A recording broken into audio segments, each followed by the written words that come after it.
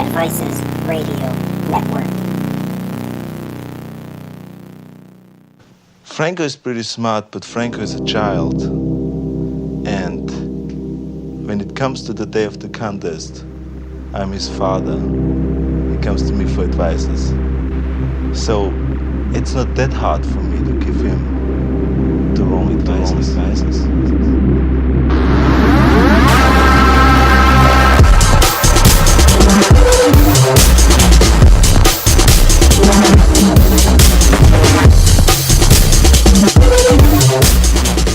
Hey, what's up, guys? Welcome back to Advices Radio. You're listening to episode number 89. I'm your host, Scott McNally, and this program is brought to you by TrueNutrition.com. You can use our code ADVICES at checkout for additional savings, as well as to support the show and let them know that you heard about them through us. Guys, we've got Dr. Dean St Mart here with us today. I'm really excited about this. He's somebody I didn't know very well, but he is a very passionate guy. He's really interested in the health behind what you're doing in bodybuilding. It's something that I think we can take for granted when we're doing well. But I can tell you, if you do this long term, you're going to have points in your life where bodybuilding is very important, and points of life where it's not quite as important. But it's always going to be there for you. There's nothing like that feeling of walking out of the gym knowing that you just laid it all out there. You did everything you could. There's nothing like that feeling, no matter what level you're at. And I want to be able to keep that feeling with me for the rest of my life. And for that reason, we need to stay healthy. And so that's what we're going to talk about today in a lot of aspects. He works over there with Jordan Peters at the Trained by JP site. He's also a formulator, but he puts out a lot of really great information. And what I like about it is not only does he explain his reasoning behind things, he helps to teach you so that you can understand it too, which I think that's great. And that's where we can learn a lot. We can learn a lot from people like this. So we'll get to that in a moment. I want to tell you that we are planning a live event for the Arnold Classic. I would love an opportunity to get to meet everybody. So guys, if you are going to the Arnold, it'll be Saturday morning at the convention center, just off the expo. We're going to have a room down the hall where it'll be, not quite, there won't be like the bang girls in their thongs dancing and screaming, which, that's good too, but, it doesn't work while you're doing a podcast. So we're going to do that just down the hall. It'll be a little bit quieter where we can all talk. It would be great because in the past, when we've done our meetups, it's so hard to hear everybody. So this will give us a chance to actually have some conversations. And then we're gonna do a panel style podcast with Q&A from you guys, the audience. I'll get to more of that in the not too distant future here. It's going to be sponsored by the best bar ever. They are bringing back a brand new perishable bar, new and improved. I appreciate everything that they're doing for us, and they're helping to make sure that this thing goes through. So thank you, Best Bar. And on the note of sponsors, the last thing I want to mention is I wanted to give you guys thanks, first of all. Thank you to everybody who has been using the Advices code. It's just the word Advices with an S. I appreciate it because you're letting True Nutrition know that you support the program, and in turn, they are happy to support us. At the end of the day, this is business, right? But I'm really grateful that we can do business with a company like True Nutrition because I absolutely believe in what they're doing. They have really great products, a lot of different varieties of proteins, but even outside of that, there's a lot of other things that I pick up from them. Yohimbine, my L-tyrosine powder. I like Carboload. It's a less expensive intra-workout powder, less expensive than like your highly branched cyclic dextrin. I've had a number of clients that have used that and had really good results, and you can save a ton of money in the process. So there are products for people at all budgets, and they are all super high quality because the people that put this stuff together they're actually like us. They're real people. They're bodybuilders. They do this because they love the community too. So it's a great match. I'm glad to have them. Guys, use the code ADVICES. Let's get to Dr. Dean. Dr. Dean St Mart. How you doing, brother? Thanks for being with us. I'm good, Scott. Thanks very much for having me on. I'm a huge fan of the podcast. Well, thank you. Thank you very much. This is it's a pleasure to have you here. I've actually had several people who've reached out to me over the past few months and said, hey, you should get Dr. Dean on, And I hadn't been, I try to follow as many people as I can, and I hadn't followed a lot of what you had done yet. So I've been, stalking you on Instagram and seeing what you're doing, but I'm still, I'm still probably not as educated as to who you are as some of the listeners are. So for me, and maybe for some of the other people listening today, this is going to be kind of an introduction to you. And for some of you guys, you may have already heard some of this stuff from Dr. Dean. So for starters, you're a doctor, you live in Ireland, and you are affiliated with Jordan Peters. Is he your coach? Yeah, Jordan Peters is my coach. I've been with Jordan since late 2016. Okay. So I've been sort of friends with Jordan on social media, and after I competed in the NABA WFF World Championships, I approached Jordan to be coached by him. I'd always admired his work, and he was absolutely delighted to take me on board. So over the last couple of years, we've developed a really good friendship and business association. So most people probably know me as the educator on his forum. I'm guessing that's where a lot of people have pushed you to get in contact with me from. Well, and here's the thing too. You and I, we've talked here for just a few minutes before we actually hit the button and started recording. Just out the gate, what I want to say is, okay, so guys, Dean is here to educate people. That's what that's what you see yourself as right now in when we talk bodybuilding. You're helping people to better understand what's going on in their bodies so that they'll be able to better make the decisions they need to live a healthier life. Just in the 5 minutes we've talked, I feel like the way you speak is very demystifying. You've broken some things down for me in that 5 minutes that it can help me better understand everything in a more logical way. Because at the end of the day, I feel like everything we do in bodybuilding, there's no magic about it, but you have to understand what's happening in order to make logical decisions, right? Yeah, no, of course. And that's why in the last 3 or 4 years, I've been fascinated with the area known as functional medicine. So functional medicine would be the sort of polar opposite to modern conventional medicine. Okay. In that conventional medicine generally fits a drug to a disease to treat a symptom. So if you have high blood pressure, it will give you an A or B or an ACE inhibitor and will, block angiotensin converting enzyme from raising your blood pressure. Right. They don't take into account what's going on in your body to drive that blood pressure high. Okay. Whereas functional medicine gets to the root by asking, why are these symptoms manifesting, and then actually understanding the mechanisms that are driving the high blood pressure and then addressing those root causes to eliminate the need for, long-term medication. You would think that would be the approach in general. I mean, that sounds logical to me, but you're telling me that's not the way mainstream medicine works? No, unfortunately not. Unfortunately, conventional medicine always goes for what drug fits the disease rather than, and also what drug fits the symptom as opposed to getting to the root cause. Okay. Maybe it's just when general practitioners are treating people that they just don't have the time to delve into it, or they just don't have the interest. Okay. Which is unfortunate. And again, that's where I started applying functional medicine theories towards bodybuilding to help improve people's health. Okay. And that's where, you being a formulator also comes into play, because then once you can figure out the causes of something, then you would better understand how you could potentially fix that, be it through, dietary changes or some sort of a lifestyle change, or possibly using a supplement. Can you tell me a little bit about what you do as a formulator?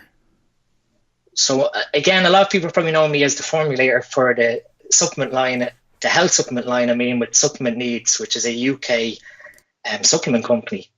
So I approached Lee, who owns Supplement Needs, last year with the first product, which is the Sleep Stack. So again, that's probably what a lot of people know me as towards the Dr. Dean Sleep Stack. And what drove that was a lot of people are always asking, well, how can I optimize my sleep? How can I get my sleep better? And then you have all these, products like sedative products that have phenibut and melatonin, and really essentially they're just, band-aiding and sort of knocking you out. Sure. I've been, I've used both of those things, and GABA and everything else. So like I've taken a lot of stuff to not necessarily fix my sleep, but like you use the word band-aid it.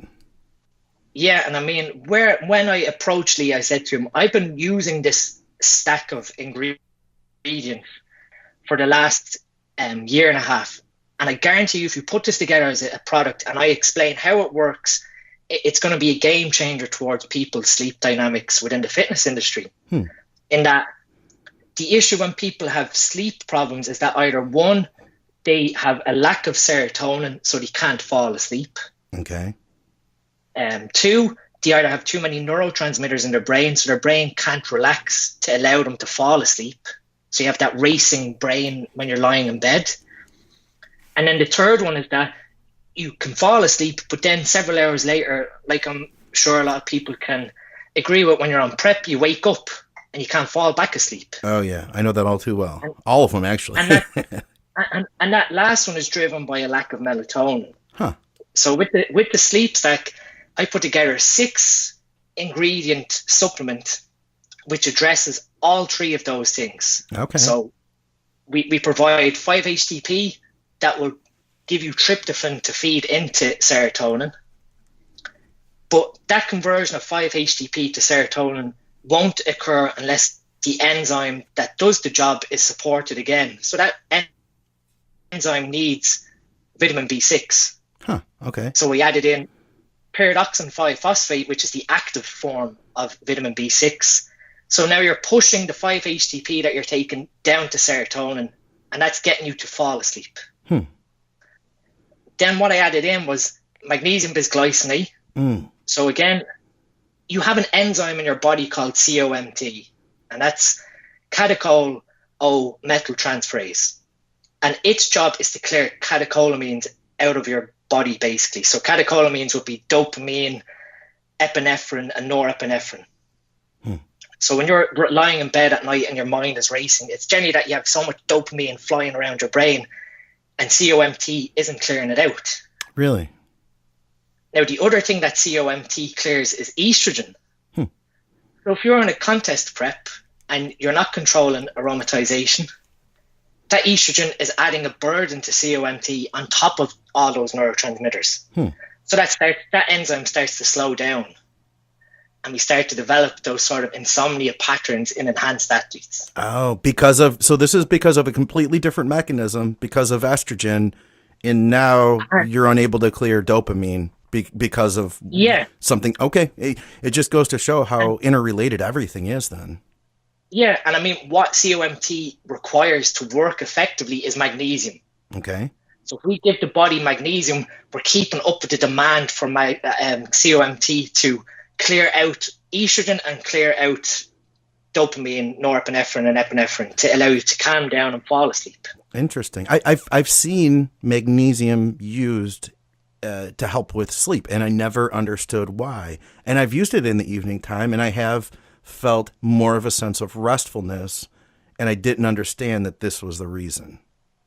And the other reason is it's also the chelate that's associated to the magnesium. So I specifically chose magnesium bisglycinate because bisglycinate is 2 glycine molecules, and glycine feeds into the production of another neurotransmitter, which you're probably aware of, GABA. Okay. And GABA is an inhibitory neurotransmitter in your brain. So that calms everything right down, it brings you into a lulled, dampened state. Yeah. So you have COMT being supported with the magnesium, and then you have the 2 glycines breaking off and going off to GABA. Okay. So now your brain is starting to relax down. The serotonin is starting to increase from the 5-HTP, so you're getting drowsy. Then I also put in L-theanine, which again is feeding off into more GABA to really calm the brain down. So L-theanine is just an amino acid. And then I also combined zinc monomethionine, which is a form of zinc, to help calm the nervous system down. Okay. So now you're setting the scene for falling asleep and getting into a nice, calm state. And never Final a drugged feeling I'm getting no, from this too. no, this is just a complete relaxation. And a lot of people who have tried the sleep stack say that within about 45 minutes on an empty stomach, you start to get just this heaviness of your eyes that you actually feel nice and calm to fall asleep. Nice. Then once that gets you into a sleep state, the serotonin makes you fall asleep, but it's also making sure that your body is producing melatonin while you're asleep. And that's the inherent issue where when people take melatonin supplementation to get them to sleep, the half-life of melatonin is so fast. So later on in the night, your body runs out of melatonin and it wakes you up. Okay. So what you want to do is, again, this is going back to understanding these pathways. Serotonin feeds into melatonin production. So if I can increase serotonin before sleep, keep it in the body, and then push that to melatonin, it will keep you asleep. I see. So the enzyme which converts serotonin to melatonin requires vitamin B5. So by putting vitamin B5 into the sleep stack, the serotonin that's being made to make you fall asleep, then later in the night is being pushed to melatonin to keep you asleep. That's interesting, man. And I take it too with something like this. Then, I've used phenibut, I've used just straight GABA at high doses. I've even used things like Ambien. I've used a lot of this stuff regularly. You're not getting quality out of that sleep, though, right? No. In that your brain is still sort of active in those states. It's more of a lull state where you're not actually progressing through restorative sleep cycles. Okay. Whereas with that sleep stack that I've come up with, it's making you fall asleep, and then it's up to your body then to dictate what sleep phases you go through based on your body's own need. Yeah. And the beauty of it is that it's all natural. It's all feeding into these sleep pathways, so you never develop a dependence on it, or you never experience a withdrawal. When it's removed, and then you're back to your normal sleeping pattern. Interesting. What's interesting is there's always uproar, because as soon as it's produced, it's sold out within like hours. So no kidding. Yeah, it's very, very popular. So at the moment, in the UK, Lee has distributed it to about 5 different companies, and they are selling the product also. So there is high demand for it, which is really cool. That's badass. And you just, we'll talk about everything later logistically, but I can order this in the US, right? Yes, you can. Yeah, if you message Supplement Needs, if you go onto Supplement Needs website, the shipping just gets calculated ridiculously. So you're better off just emailing Lee, and he will give you a quote. And it's quite cheap. It's something like £14 or £15, I think, to ship to the US. Okay, fair enough. While we're on the topic of sleep and supplements, maybe I can pick your brain a little bit. Do you have any thoughts on Benadryl as a sleep aid? Because that's something that I've depended on and off, and I've known a lot of other people that use it. It's a popular ingredient in products like ZzzQuil and stuff like that. What are your thoughts on using that antihistamine for sleep? Is there anything detrimental about it?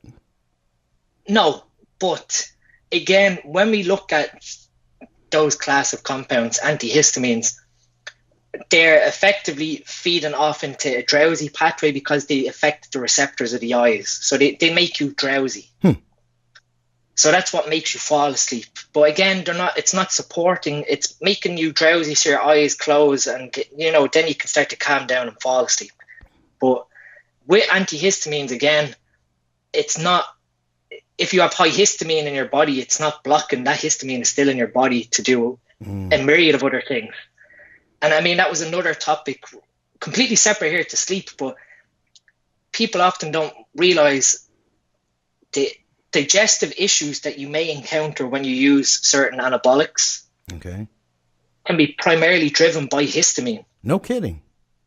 So a lot of people, let's take it out there, Trenbolone, and I've explained this in a story on Instagram, was that we need to go back to the very start, like I said, and understand the root causes. So when we take AAS or androgens, they act on androgen receptors. So what affects your stomach acid is actually histamine production. You have histamine receptors in your stomach. So when you have high histamine, you get high stomach acid, and you get that, nauseous and poor digestion that can be associated with trenbolone. Sure. But within the body, there's androgen receptors everywhere. But if we look at a particular type of cell known as mast cells, they have androgen receptors. They're an immune cell. When androgen bind to androgen receptors on mast cells, it causes them to release their histamine. So now you have high histamine in your stomach, which feeds into high stomach acid, which then gives you those digestive problems.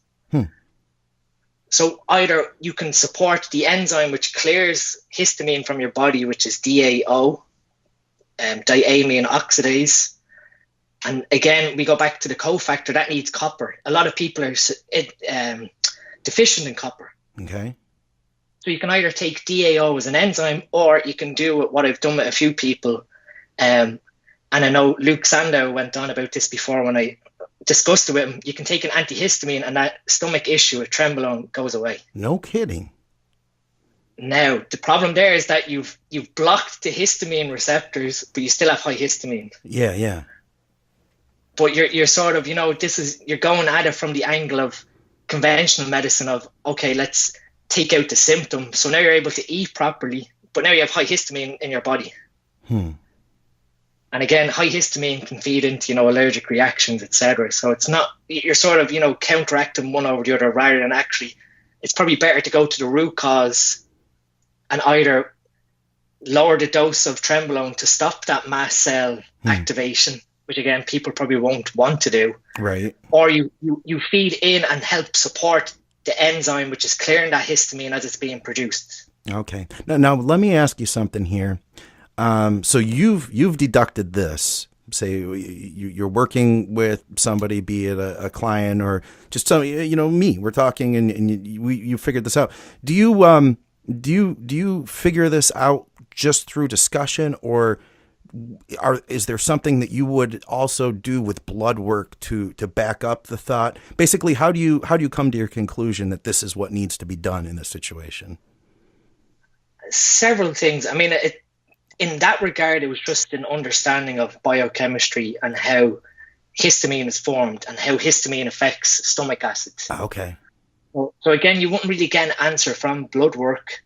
But in another regard, if someone's having, say, issues with high blood pressure or high cholesterol, blood lipids, we then look at blood work to try and figure out the root cause of what's going on. Or say liver inflammation. That's where blood work would be more useful in terms of diagnostics and figuring out what the issue is to help that client. Man, you go deep. I can already see it. What's gotten you so passionate about this? Because I feel like just in this few minutes we've been talking, I can tell, man, you love this stuff. Where does that come from? I guess it stemmed. I mean, before all this, I was a real personal bodybuilder, and I kept to myself. And I was fascinated with feeding into all these biochemical processes and how they affect your own body to help myself, because obviously I'm a competitive bodybuilder for myself. And then I guess as I started getting my theories out there, sort of started to drive the underlying fact that no one is really discussing these issues of, root causes and keeping bodybuilders healthy. In that we have all these forums online and people giving out advice, and it's generally like giving out general protocols based on anecdotal evidence, or such and such said this, and now we're to take that all the time without understanding why. Like, I mean, for example, Tudke with issues of the liver. Most people fail to realize that Tudke is actually a bile acid, and it doesn't really do anything for reducing your liver inflammation. Really? Yeah, what it really does is it helps to aid in bile flow, so you don't get backflow of bile into your liver, which causes inflammation then. So the root cause there is cholestasis, where you have a buildup of cholesterol in the bile ducts of your gallbladder, causing that bile to backflow into the liver, causing inflammation. But if you don't have cholestasis and issues with bile flow, then taking TUDCA isn't going to address what's causing your liver inflammation. So in another situation, it could be useless as far as protecting you from damage, say due to D-ball or whatever. Yeah, exactly. But I mean, these oral steroids do cause cholestasis and how they're metabolized. So it may be potentially useful to counteract that cholestasis, but unless you have the symptoms of cholestasis, TUDCA isn't really going to do any benefit.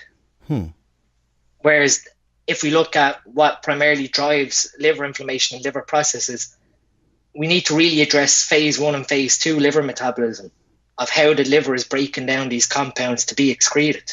Okay. And for one, phase 2 metabolism, what we do there is we conjugate a water-soluble compound onto these toxic metabolites to allow you to excrete them out in the urine. Can you explain that to me more? Just consider me a total layman. Yeah. So if we consider a steroid is like a fat molecule. It's fat-soluble. That's why we have it in oils. Okay. Now, when that passes into the liver to be metabolized, it can't be excreted in the urine as it is because it's organic. It's fat-soluble. Okay. To make it simple. What we need to do is do a transformation process to that molecule to make it water soluble so that now you can put it into the urine to be excreted. Okay. And that's where phase 2 metabolism comes in. Phase 2 metabolism in your liver attaches, say, a sulfate group, or it can attach glutathione to the compound. Okay. Now all of a sudden that compound is in its essence deactivated and can be pushed into the urine to be excreted. But okay, so that's the point where it is then converted. And then is that also where the damage happens? Yeah. So if you can think about it, you're overloading your liver with these toxic substances, as to speak. Okay. And unless you can keep up with the demand of recycling glutathione to feed into that phase 2 metabolism, eventually you're going to run out of glutathione, and that toxic metabolite has nowhere to go. It can't be pushed out into the urine simply. Okay. So that's where, with supplement needs, I come up with this product of liposomal glutathione. When we look back, people recommend NAC. Yeah. NAC acts as a sulfur donor to feed into the biochemical pathways which makes glutathione. Okay. So it acts as a donor. It doesn't actually increase glutathione. Your body then has to do the work of, removing the cysteine, taking that sulfur bridge and feeding it into glutathione reductase, which is the enzyme that recycles glutathione. So basically using NAC is, the goal is basically to create more glutathione in your body versus the product that you're talking about, glutathione, as just a direct supplement itself. You just cut out the middleman, basically. Exactly. Now, a lot of people get misconstrued in that oral reduced glutathione, which is in a lot of oral capsule products, is useless because when it reaches the stomach, it just gets hydrolyzed. Okay, I've heard that. But with liposomal glutathione, a liposome is a little fat globule. And what you do is you use nanotechnology to put the glutathione into the liposome.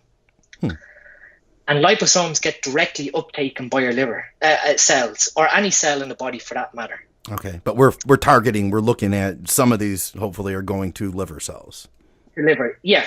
And basically then the hepatocytes take up the liposome and then lyse it. So they break it open to give it the glutathione that it needs. Huh, no kidding. So, and if people want to, this is again where you can actually use blood work then to assess someone's glutathione needs. In that you have gamma GGT on a blood test. Okay. So it's gamma glutamyl transferase, and that gives you an understanding of how glutathione is being recycled in the body. Okay, so this is something you can directly look at. Yeah, when you see GGT on a blood test, this is where it really drives me mental about reference ranges when it comes to blood work. How so? Because blood work reference ranges are based on that laboratory who do blood work's normal population. So you get the lowest 10% reading and the highest 10% reading, and they drop it out. Okay. And that leaves you with a normal distribution of the highest reference range and then the lowest reference range. But if you have someone who's really sick being tested by that laboratory, they can be skewing that reference range out beyond where it should be. Interesting.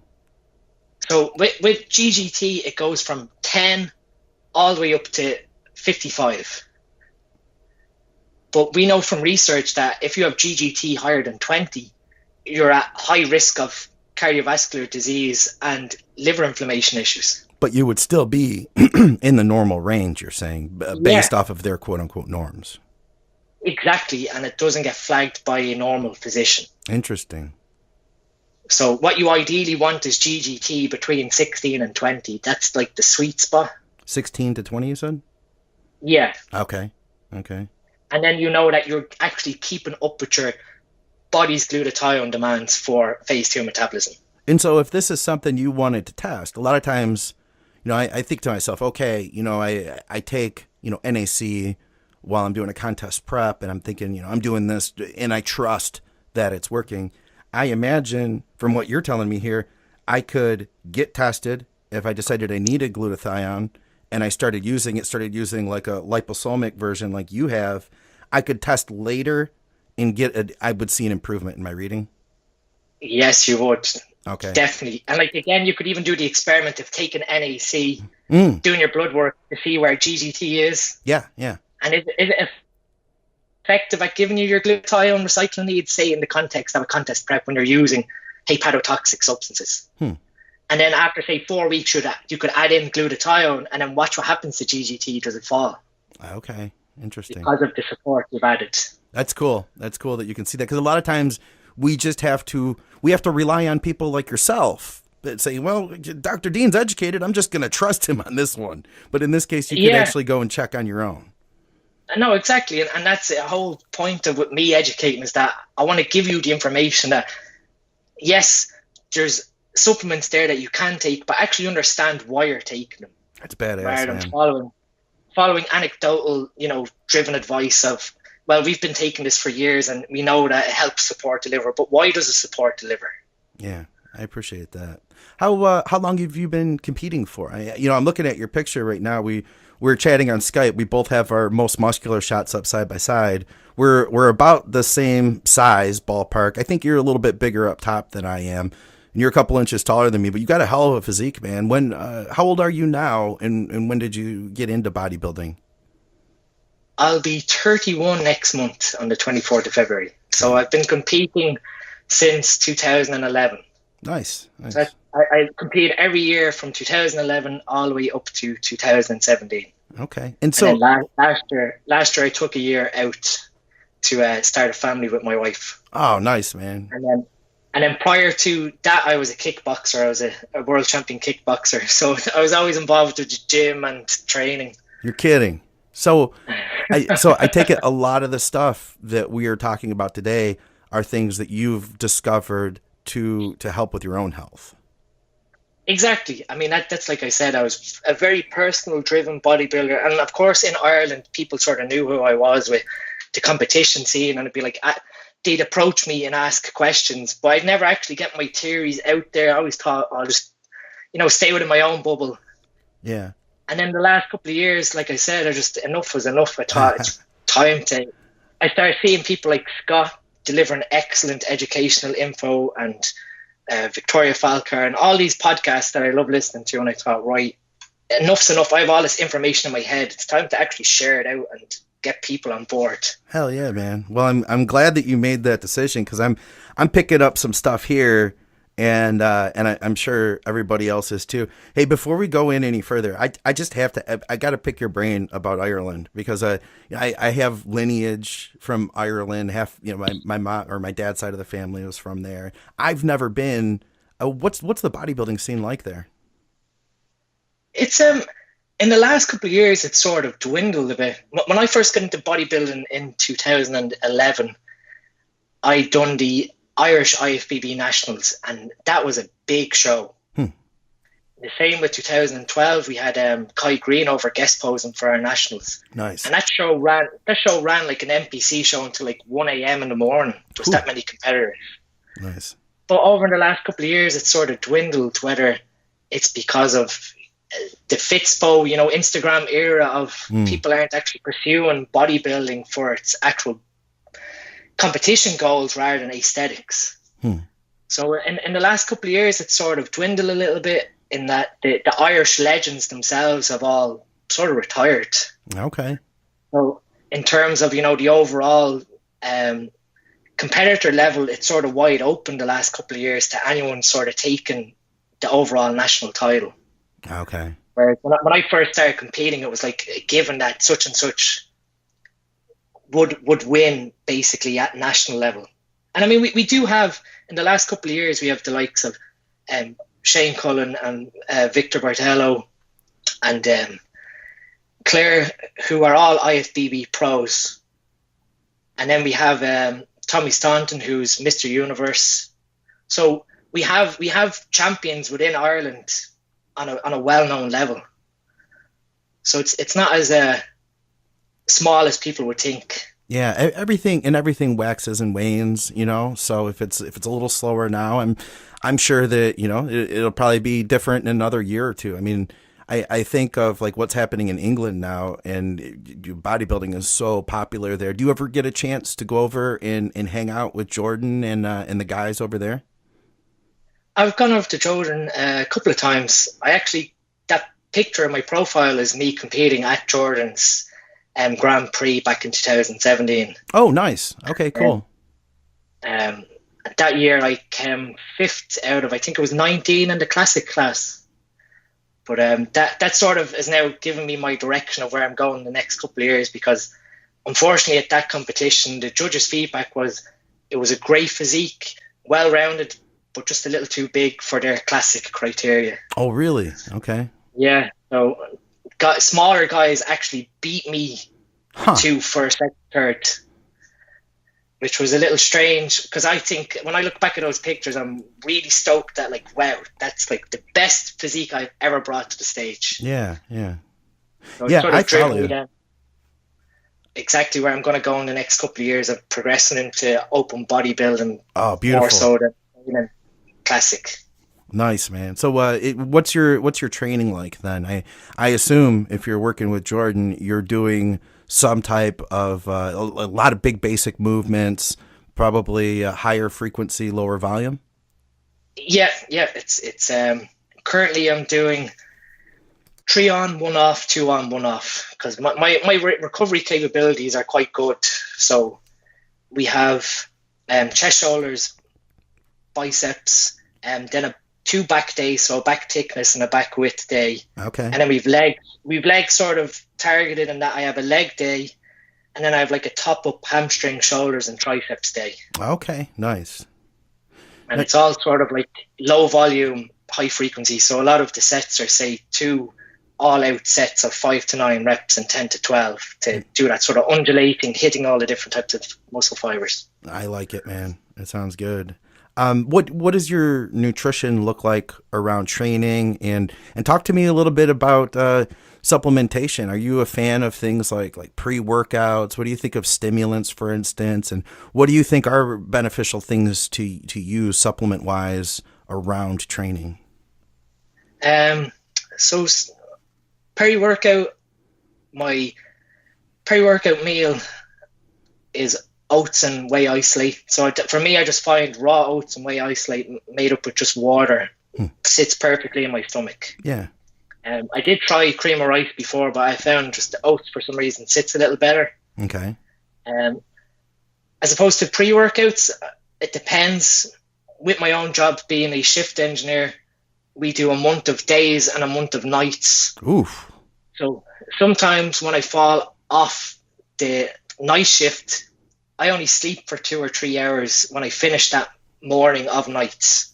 Okay. So that sort of feeds into my sleep for the next couple of days. So normally on the month of nights, I use a little bit of stimulant to get me going pre-workout during that month. Okay, but it's not that's not like a full-time thing. You don't take caffeine or whatever every time you train. No, no. But I do like some of the decaffeinated pump products, like I was using Redcon's one, and also what we've currently done with Supplement Needs is developed in intra-workout amino acid, which actually delivers 9 grams of citrulline malate in a serving, as well as a full dose of essential amino acids. Nice. So in the last while, I've been supplementing with that pre-workout and then doing another serving intra-workout. Nice. What do you find personally doing an intra workout? Like for myself, I think like I have seen when I'm training hard, especially with real intensive workouts, I recover a little bit better. I think a little faster. Do you notice that? Of course, yeah. No, I definitely do. And again, that's another thing that people haven't really educated on, and that when you are taking intra-workout supplementation, the carbs that you're sort of consuming during the workout aren't actually feeding into the work capacity that you're doing currently. They're sort of, helping them feed off into glycogen synthesis post-workout. Yeah.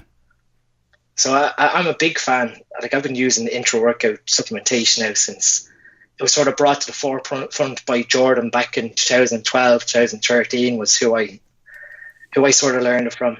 Yeah, it only makes sense that he would eventually get to intra-workout nutrition because he eats so much that like eventually it's like, well, where else can I put food? Logically, the only place that's left is workout. So I can see how he got there. What about he mentioned I think 9 grams of citrulline malate, man. That's a hefty dose. I think a lot of the products I see, even the things that are the more expensive multifaceted pre-workouts, maybe have like 6 at the most.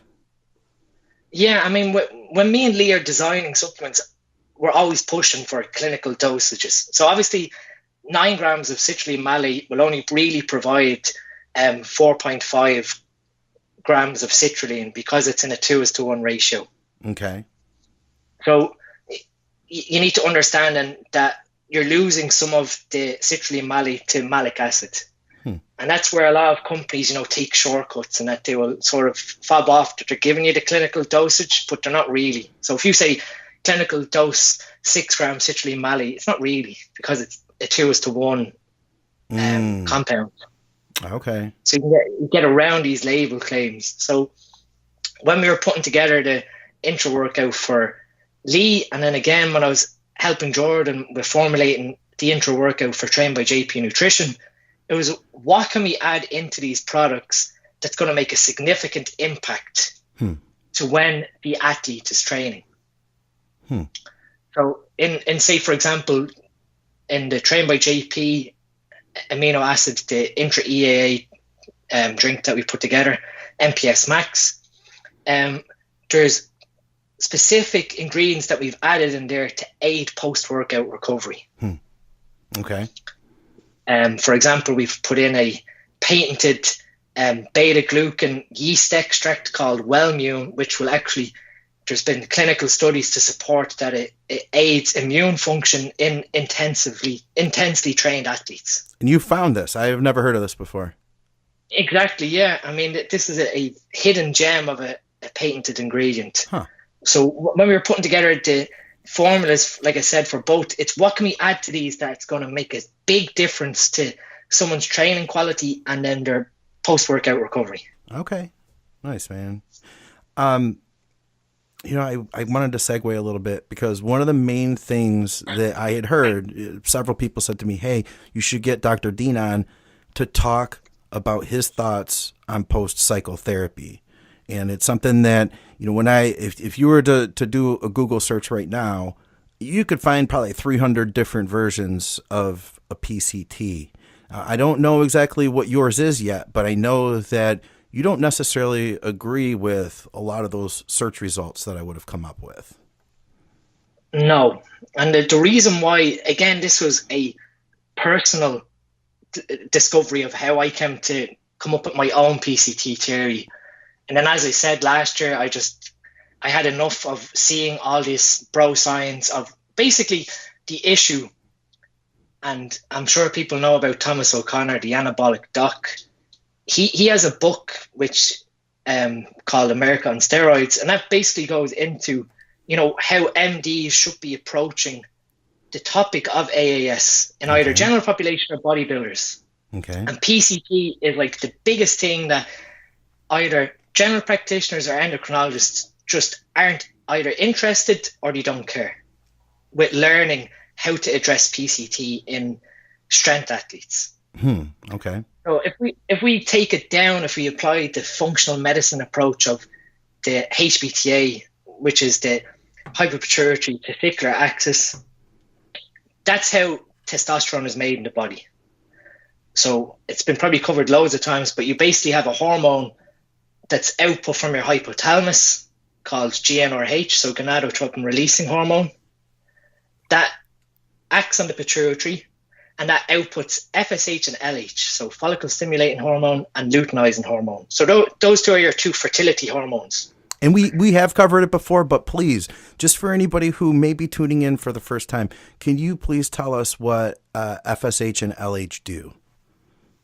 So LH, luteinizing hormone, feeds off to the Leydig cells in the testes in males. Okay. So what that does is it actually stimulates intratesticular testosterone to be produced. And again, when you're a natural athlete, that is the total testosterone being made by your body. Okay. And then you have FSH, follicle stimulating hormone, which then feeds off then to stimulate the Sertoli cells to initiate spermatogenesis. But that's all based off the fact of LH getting the Leydig cells to make intratesticular testosterone. Okay, and what's spermatogenesis mean? Sorry, I'm going basic here. I'm going basic. the generation of sperm cells, obviously Okay. within your Sertoli cells are within your testicles. So you have two types of cells in your testes. You have Leydig cells for testosterone production, and you have Sertoli cells for sperm production. Okay, so two different things, but obviously interrelated. Yeah, they're interrelated. Now, the issue with modern day PCT and the bro science PCT protocols out there is that it just doesn't understand basic pharmacokinetics. So my background, I've done a Bachelor of Science double honours degree in chemistry and pharmaceutical chemistry. So within that degree, we've done areas like pharmacology, toxicology, drug design, etc. So if we apply pharmacokinetics, so pharmacokinetics is how a drug moves through the body. Okay. And how it affects all the different processes within the body. So one of the things that's within pharmacokinetics are clearance times, so half-lives. And it's about having a basic understanding of when you use these compounds, they have pharmacokinetics. They have mechanisms of how they move through the body, of how they're absorbed by your cells, how they're distributed, how they're metabolized in your liver, and how they're cleared. Okay.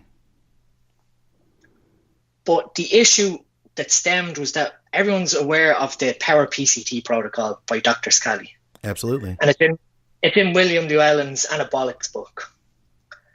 Now, recently, Dr. Scally actually put out an article on a website. So I'm one of the contributors on this website, also known as steroidabuse.org. And he basically breaks down his PCT theory. Now, in anabolics, William Llewellyn says that there should be an overlapping phase between when you use gonadotropins, which I'll get back to now in a second, HCG or HMG. Okay. And 2 weeks after your last shot of a compound. Now, if you give that general advice, wait 2 weeks after your last shot, you're not taking into account the ester that's attached to the compound. So again, you're looking at the half-life of how the drug gets excreted from the body. Right. Now, to take this back all again, how does your natural production get shut down? So there's four main ways. You have a peptide known as inhibin B that's produced in the Sertoli cells. And that regulates how FSH is produced from the pituitary. So when you have high inhibin B, that reduces the output of FSH. Okay. When you have, the second one is when you have high testosterone in the body, or more importantly, high levels of estrogen aromatization. So estrogen then feeds back onto the hypothalamus, which we discussed, and that reduces the pulsation of the gonadotropin releasing hormone. Okay. So now you have less GnRH being output by the hypothalamus, which means now you have less GnRH acting on the pituitary. And by doing that, then you have less LH and FSH being output to produce testosterone in the testicles. Okay. Then the last one really would be prolactin. And again, prolactin it's such a complex molecule in the male body, but basically prolactin, high levels of prolactin, which probably would be in the more case of a prolactinoma, which would be a tumor producing prolactin within the pituitary, that has an inhibition mechanism in and of itself. That can lower LH and FSH production. Okay. So these are 4 reasons basically that production is downregulated. Yeah. Okay. So when people use exogenous compounds, it's the second one where we've increased testosterone in the body, or more importantly, you've increased aromatization. So now you have higher levels of estrogen than you would naturally. Okay. Now you're down-regulating the hypothalamus to output GnRH. Okay. And that all feeds to LH and FSH. Now with PCT and the para-PCT protocol, the protocol that's given out in the books is using, it's changed over the years, but the basic theory of it is using 2,000 IUs of HCG, which is human chorionic gonadotropin. And you basically run 2,000 IUs every other day for 20 days. I'm sorry. I cut you off. Let me let you finish. I think you almost answered my question anyway. Yeah, you start that 2 weeks after your last shot. Okay. For 20 days. And after those 20 days, then you progress into SERM therapy, so selective estrogen receptor modulators. So these compounds act on estrogen receptors. So we have either tamoxifen acting on the estrogen receptors to block the action of estrogen, or we have clomiphene, which is a agonist within the pituitary to basically amplify signaling for LH production. Now, the issue here is that if you start a PCT 2 weeks after your last shot, you're not taking into account the pharmacokinetics of the compounds that you used. So if you used testosterone enantiomer, for example, the half-life of enantiomer is between 5 and 7 days. Okay. So if you took 200 milligrams, say 2 weeks ago, after 2 weeks, that concentration of compound is at 50 milligrams still in your system, theoretically. So the first week it's 200, second week it gets halved, and that's now at 100, and then the following week it gets halved again. You've now got still 50 milligrams of that compound in your system. Yeah. Now, if we look at the goal of the PCT, it's to get the HPTA axis functioning by itself. So if you have exogenous testosterone still in your body from when you took it 2 weeks ago, you're still feeding into that mechanism which we discussed of increased testosterone in the body, feeding back onto the GnRH pulse. Sure. But so even at that low of a dose or a level, I should say, it still will have an impact on your ability to begin kicking on your own. Yeah, and I mean, this is where, again, the overlapping concept, in my eyes, you should just wait until the compound is fully cleared. Yes, there are issues in that you're going to a zero hormone baseline, which in of itself may have effects in terms of, psychosocial issues of being depressed and down. But it's the only guaranteed way to ensure that there's nothing present in the system. So you've gone back to a zero baseline. Yeah. Then what you can do is introduce gonadotropins. So gonadotropins are LH and FSH. But obviously we can't take them directly. So what we have done is we've synthetically produced compounds which mimic these natural hormones. So HCG, human chorionic gonadotropin, is a natural mimic of LH.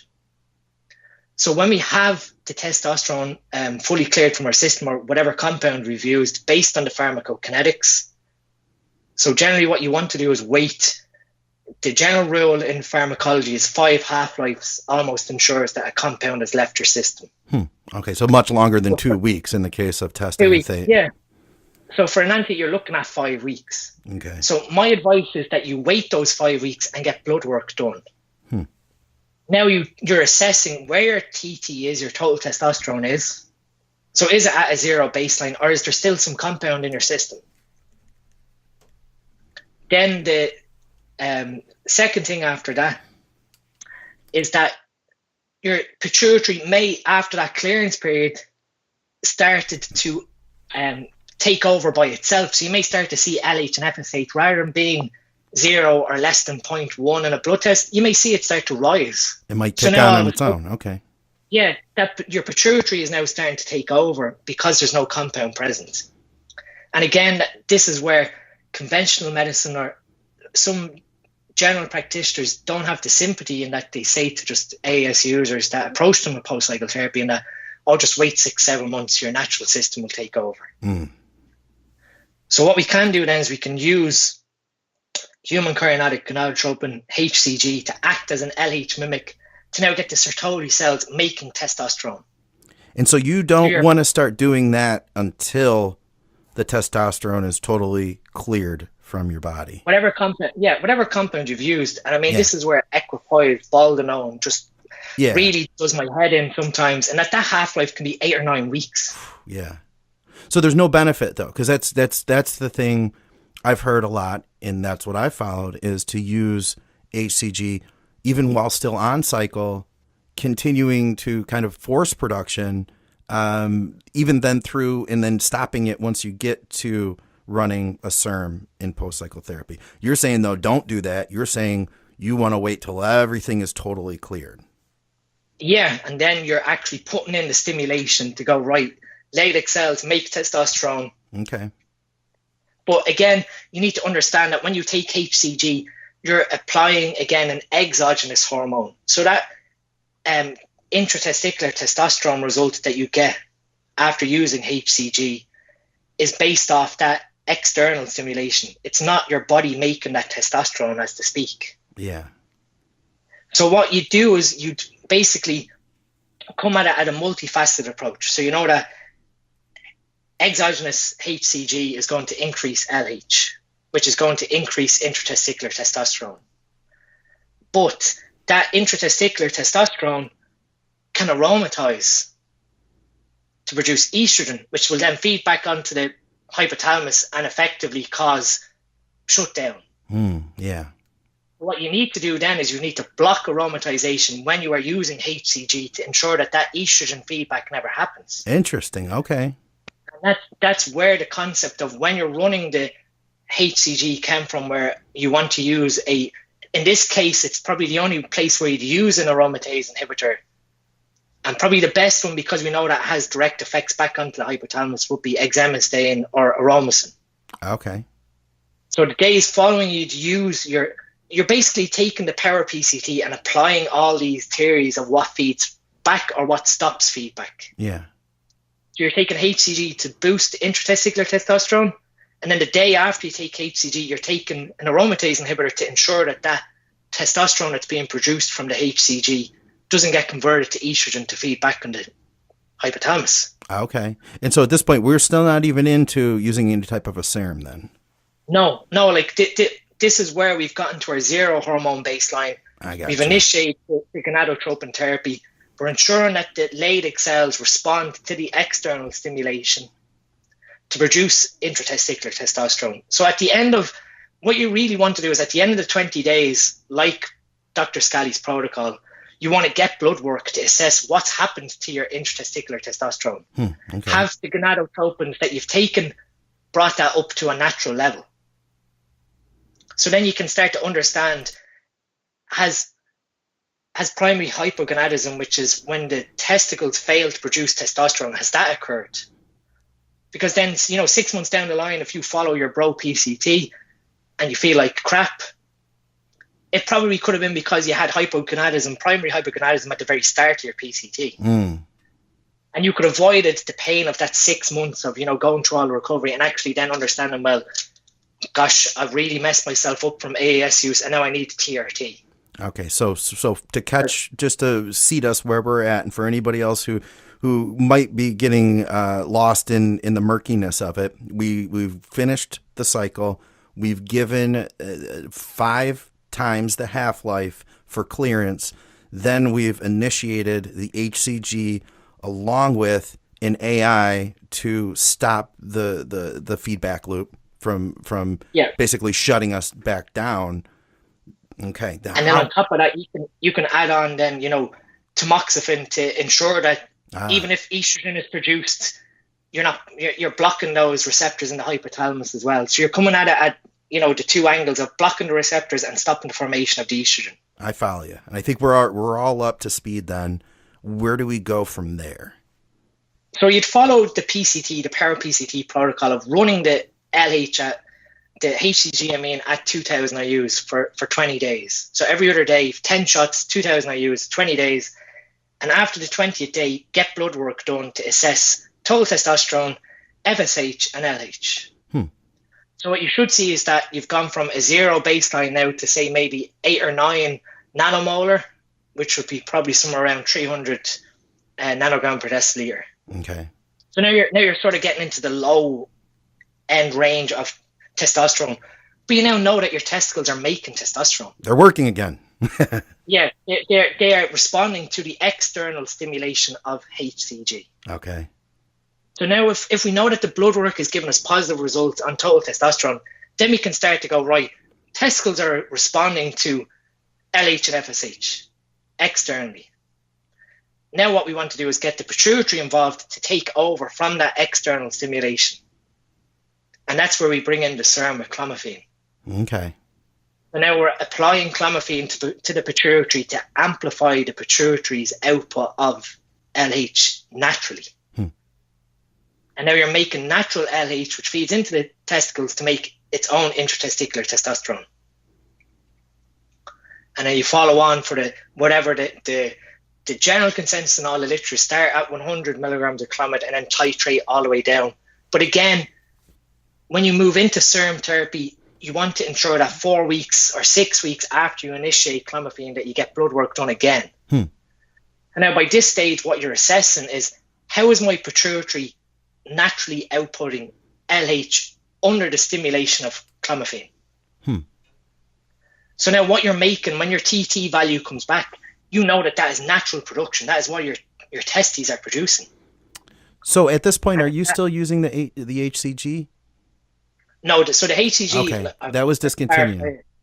Yeah, when you get that blood work done at the end of the 20 days, say, and your testosterone is normal, then you'd cease use and move into serum therapy, because now you know that the testicles are producing a good level of testosterone. Okay, thank you. I thought that was probably it, but I wasn't totally sure, so I just wanted to ask and clear it up for myself. Sorry for not clarifying. No, it was probably me, believe me. if you have blood work done after those 20 days of HCG therapy, and TT hasn't moved up into a normal range, but it has budged. So say it's at like 3 nanomolar, which would be like, say, 90 nanogram per deciliter, roughly. Yeah.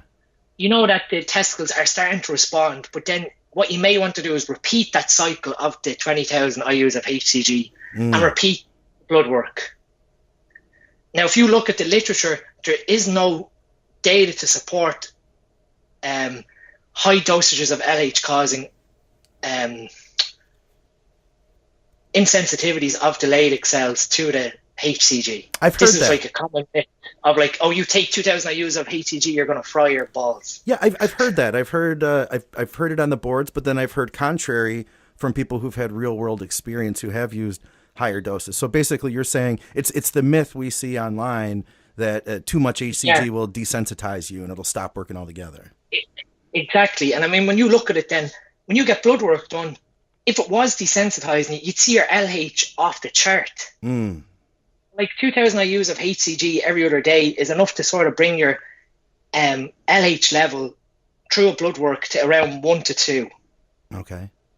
Which is sort of, the low normal range. Now, if that was, causing insensitivity of the Leydig cells, you'd see TT drop, you'd see LH drop, but you're not seeing this in the blood work. And there's also a review article, which I have underneath the YouTube video, Flaws of Modern PCT. There's all the references there of dispelling these myths of there was a group of patients that were giving HCG at 2,000 IUs every other day or up to 3 times a week for 6 months, and we see no desensitization. Okay, I'm going to make a note here. I want to tag that. I want to put that video in the show notes. Flaws of modern PCT. So, guys, you can look in the show notes for that if you want to check more of that out.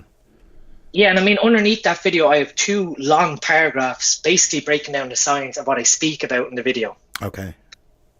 So that sort of helps people to understand where what I'm talking about in the video comes from. Okay. Now, if you do have to repeat that HCG portion again, and you get your blood work, so now you're talking, 40 days you've followed HCG for.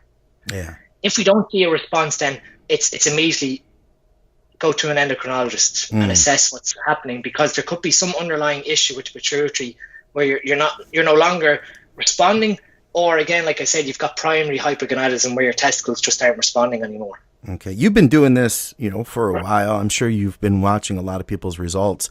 Have you seen anybody who's been on long term, say a year, 2 years, that has been successfully able to turn that around and regain natural function?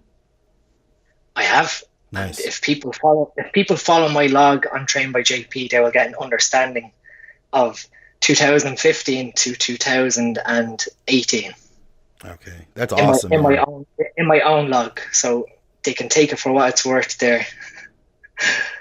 That's great, because that gives people hope. I know a lot of people, especially like I think of some young guys that I've worked with, who come to me and they want to do a contest prep, and they say, and then after that I'm going to come off, and then I say, okay, they've been on for a year or whatever, we do the prep, and then afterward I try to help them with the PCT, and the next thing you know, our contest is over, we're not working together anymore. They drift off, and the next thing I know, they tell me, yeah, I didn't do that. I'm running HRT. So they're 23 years old, and they're basically just tethered to testosterone for the rest of their lives, Yeah, and I mean, this is where the whole thing that needs to be discussed in terms of a clinical setting with endocrinologists, in that we need to fully understand the potential mental dependence that forms on using AAS. Ooh, that's a so good whether that the dopamine receptors have been stimulated to an extent of using high doses of AAS. So we know that AAS transiently affects dopamine receptors. Yeah. So now when we move from a really high concentration of androgens to a normal concentration of androgens, say after a PCT, even though we are producing a normal level of testosterone, we may end up with libido issues, might end up with metabolic syndromes, because we've been used to being at that high level. We've now dropped to a natural normal level, and all these side effects manifest. Wow, that's a deep one right there. Yeah, and I mean, that's a whole other discussion. We could have then people that are then driven back to AAS because of they can't cope with these side effects of having normal, low, natural testosterone production compared to when they are taking AAS. Wow. Yeah, I think we could probably all at some point relate to what you're talking about right there. And that like you said, that's a whole other topic. I feel like we could do an entire show on that alone. Let me ask you though. So we get into the serum therapy. Where do you go from there? How far do you run that for? So initially, what you're sort of looking at is keeping tamoxifen at play. So again, you're sort of blocking the effect of if estrogen starts to creep up following the discontinuation of the HCG, you're keeping those receptors blocked in the hypothalamus. So what you generally do is you'd run Clomid for 10 days at approximately 100 milligrams. Then you titrate the dose down to 50 milligrams, because again, you can get sensitivity issues from high dose clomiphene. Oh yeah. And on top of that, it's a synthetic estrogen, as to speak, so you're going to be riddled with potential mental side effects of high estrogen. Crying at TV shows, being oversensitive about your weight. Yeah. And I mean, this is where people are starting to question, does clomiphene have a place in PCT? In my eyes, it does, because it still has the effect of boosting LH production from your pituitary. So it still has a need for work. So we titrate the dose down to 50 milligrams. And then after those, say that's nearly 4 weeks of Clomid, you'd get blood work done to assess. Now I know everything's removed. I've been quite successful in boosting LH and exogenously with HCG. I've removed that and I've got my pituitary to take over. Let me see where my natural hormone levels lie now in terms of TT, FSH, and LH. If everything is good, TT is back into a good, normal range above, say, 9 nanomolar or, say, 320 nanogram per deciliter, we can then look to titrate the clomid down to 25 milligrams. So we're slowly removing that stimulation on the pituitary. We could stay at that 25 milligrams then for another 2 weeks and then cease its use. Okay. At that point, we'd keep running the tamoxifen for another 2 weeks, and then we'd get blood work done. So what we're doing there now is we've removed everything to get us to a sort of baseline of natural function. Okay. And that is where with the power PCT, not that the compounds being chosen was flawed, it was the method of delivery of that. Are you checking your blood work? Are you sure that the compounds have cleared from your system? Are you sure your pituitary is taken over? Rather than getting a surprise 7 months down the line after doing the theoretical power PCT, which is on all the forms, and then realizing, oh crap, I've made a mess of my PCT, my TT is in the gutter, my LH and FSH aren't high, and you're sort of then thinking, do I go back on to make myself feel better, or do you go and try and do another PCT to boost those levels? Yeah. And the way you just outlined this, it makes total sense. This is very, like I said at the start, man, it's you made this into a very logical breakdown. You've demystified it, really. Yeah, and I mean, that's, again, like I said, if people read my log on the Train by JP forum, they will see why I come up with this protocol.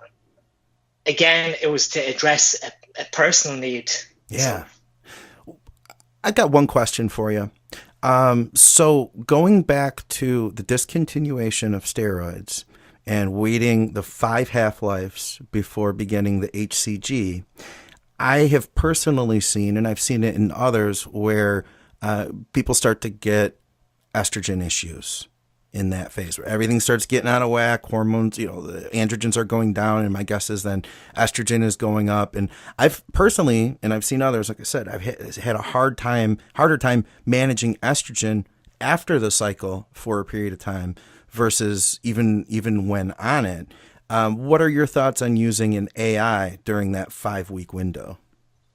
Again, if you are starting to develop physical manifestations of high estrogen, so water retention, higher blood pressure, increased fat storage, then of course incorporate in the aromatase inhibitor to lower aromatization rates, because again, you want to make sure that estrogen production is low going into the PCT. Because you were saying that in itself could be a reason to stop test production is high estrogen, right?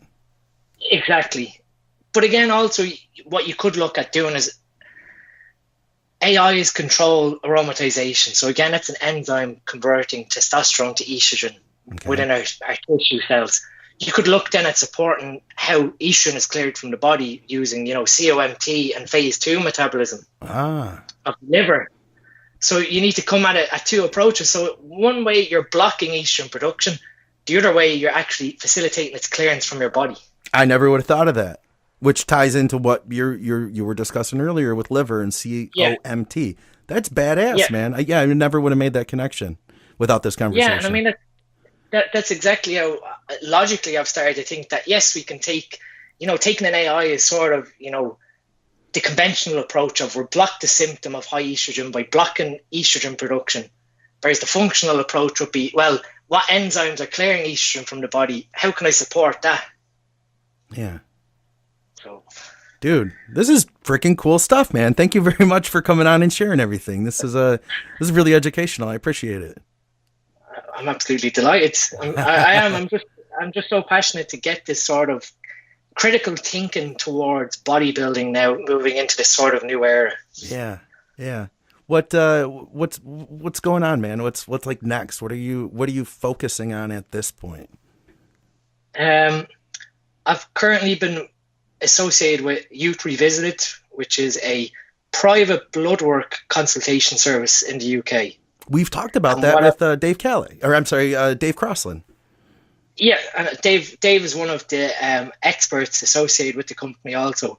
So what I've put together is a comprehensive athlete panel, which covers everything from hematology to liver function, kidney, inflammation, diabetes management, a full hormone panel, stress, cortisol, vitamin D, and methylation. So obviously, how are your cells regenerating themselves? And the whole thing there is that you're sort of giving this information privately to someone to basically take their health into their own hands if they're not getting anywhere with a general practitioner. Okay. Because again, like I said, if you approach the general practitioner in terms of either post-cycle therapy or on-cycle therapy, a lot of them are reluctant, or they have a stigma approach of, oh, I'm not helping you because you take steroids. Yeah. Or they have their own stigma rather than actually being professionals and letting go of those personal stigmatizations and actually taking that patient's critical health into consideration. Yeah, so here in the U.S., we have different online services where we can just order labs, but this is more than that, right? You, like you were saying, Crossland is involved. We can then turn to you guys and actually get feedback and better understand what's going on versus just get a set of numbers. Yeah, no, exactly. And I'm actually involved in terms of consultation. So if someone gets their blood work through Visit, they can actually arrange for a consultation with myself to discuss what's happening, like what we've discussed during this podcast, exactly what's going wrong with your health. Wow. You give me, your whole clinical history and background, what you're using, what health supplements, etc. And then we can start to build a picture of actually what's happening in your body. So you can then understand, all right, such and such is wrong with my lifestyle or my diet, or, what's going on in my environment that I need to address. That's cool, man. I mean, I think it could benefit anyone, but I feel like, out of the people I work with, there's some cases that are a little tricky. Some things, you can some things are pretty textbook, but then there's some things where I feel like it would be, I mean, anybody could benefit from it, but there's some people I bet you could really help that just some people that it doesn't make sense. Not everything is black and white, I mean, that. Yeah, no, exactly. I mean, even today I put up an Instagram story about a client that I've been working with for 7 weeks. And this person came to me, and obviously when I take on someone as a coach, I require, all your previous history, your health markers. And then what I like to do is watch, biofeedback. So give me your blood glucose numbers daily. Give me your blood pressure numbers daily. How well is your sleep? How well is your environment? How's your sleep quality? Anyway, this person, when they came to me 7 weeks ago, their blood pressure was like 150 over 90. It was sky high. Okay. So initially I said, right, we need to address this. So his diet was quite high in fats. He wasn't doing any cardio. So the initial implementation was reduce a small bit of fat, but put in some cardio to see what happens to his arterial elasticity. So if we do cardio, we're improving the vascular tone of the arteries. So we're making the blood flow better. Okay. If you can think of pulling an elastic tight, that's what's happening when you have high blood pressure. And then when you loosen it, the elastic's able to move up and down. So the blood's able to flow freely. So we're improving that vascular tone with cardio.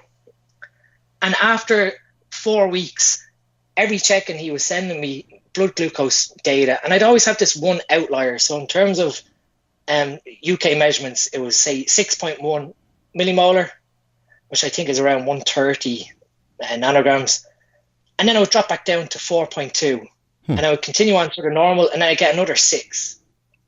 And I watched that for 2 weeks, and I was slowly, adjusting diet and slowly adjusting cardio to see whilst we address the sleep pattern.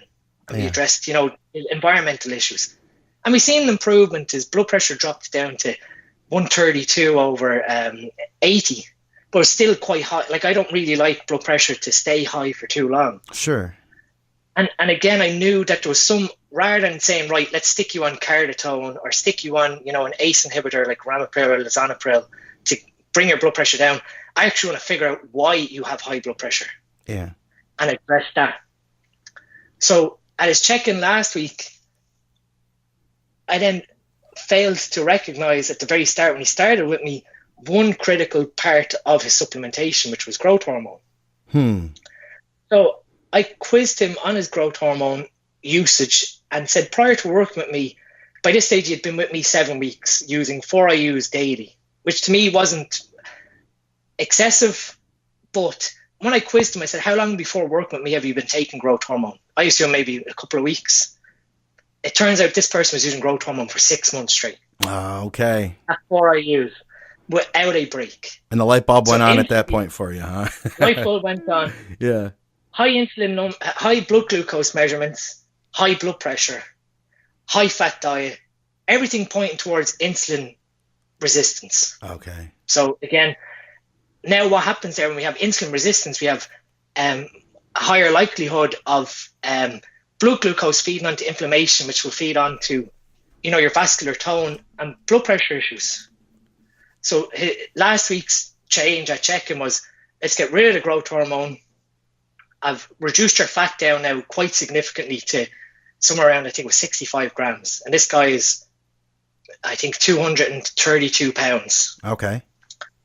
Within that week of removing growth hormone, reducing his fat slightly, this week at check-in, his blood pressure was at 120 over 65. His blood glucose measurements were all steady at 4.1 nanomolar. Nice. And now we see that long-term, supplementation use of growth hormone was causing insulin resistance, causing high blood pressure. So there was the root cause. So I addressed the root cause rather than band-aiding the issue. I could keep going. I can think of like 3 questions I could ask you to like just keep going and going, but we're about out of time. I do want to ask though, tell me, where can everybody reach out to you if people want to get a hold of you? I want to know about everything with Youth Revisited and with the supplements and everything you're doing at JP. Just please plug everything for me right now. If people want to reach out to me, it's probably through Instagram. So my Instagram user is DEANSTM, and that's also my YouTube channel. So there's a couple of videos on YouTube explaining the flaws of modern PCT, and then some of the supplement needs products like the Steep Stack and the liposomal range. If you want to ask me questions directly or pick my brain, I'm always on Jordan Peters and Kern's forum. So I'm on that daily, because obviously I am a sponsored athlete of Jordan's also. So I'm on that website every day as the educator, along with 2 other guys, Stephen and Peter. Nice. And we're there to provide, non-biased guidance to any question you can think of. Of course, that's trainedbyjp.com, right? Trainedbyjp.com, yep. Right. I think the subscription is $6.99 per month. So you have access to myself, Stephen, Peter, Jordan, Corin, James. There's a whole new host of athletes joining, Ryan, Hayter, Claire. It's going to be a huge team where we're going to be a one-stop shop of, getting out non-biased educational information. That's through badass. And then if someone wants to approach for, say, a consultation or anything, then my email is on my Instagram page, which is DEANSTM@hotmail.com. Okay. And then Supplement Needs itself is, do they have a website? Yeah, it's supplementneeds.co.uk. Okay. Awesome, man. Anything else?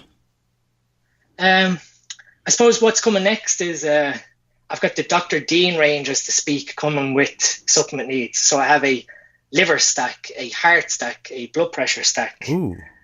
To follow on from the sleep stack. So I'm putting everything that I know when we're looking at, these issues. What can I put into a, 3 or 4 capsule serving that you can take daily rather than having to buy 15 different supplements in your supplement cabinet? Right.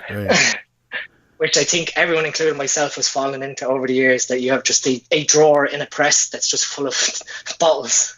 Oh, yeah. I have an entire cabinet upstairs. We have dishes, supplements, more dishes. That's it. I have the same here. My wife is giving out to me with, we have a baby due in 3 weeks, so I have to clear out some of my presses here in the kitchen for the baby. Oh, no kidding. Well, congratulations ahead of time on that, man. That's awesome. Thank you very much. All right. Well, this has been really great, and this is it's so cool, man. It's so fun that we can connect to so many different people in the world today. We're talking to you all the way over there in Ireland, beautiful country, man. I'd love to come and visit sometime, and I'm looking forward to seeing everything you're doing, over at Trained by JP.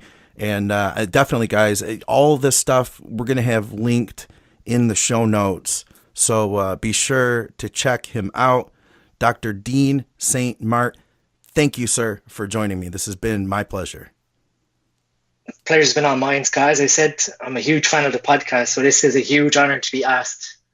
I'm a huge fan of listening to Dave's show, Scott with Muscle Minds, because obviously I work in Dublin and I live in Northern Ireland, so I've got a 2.5-3 hour drive at the start of the week and the end of the week when I'm traveling up and down. So you guys definitely, it's always something that I'm looking forward to when I'm doing that drive, because I get to catch up on my podcasts. Awesome, man. Well, I'm glad that we can be there for you.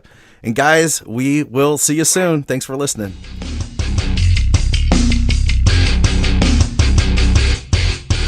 Hey guys, why are you using sports nutrition that was designed for someone else? At TrueNutrition.com, they offer the world's largest selection of quality protein powders, and they let you design your own custom blend from a variety of powders, flavors, boosts, and packaging options, like the Team Skip blend, for instance. That's over 20 billion possible combinations to create a protein powder tailored to your diet, your goals, your tastes, and your budget. TrueNutrition.com also offers the ability to create delicious custom oatmeal blends, and they're third-party tested, proving that all their supplements are ensured to have the highest level of quality and value. Don't be a sucker and pay for fancy packaging and gimmicks. Discover the source that bodybuilders trust and stop using mass-produced nutrition that wasn't designed for you. TrueNutrition.com, and use our code ADVICES at checkout to let them know that you support the shows.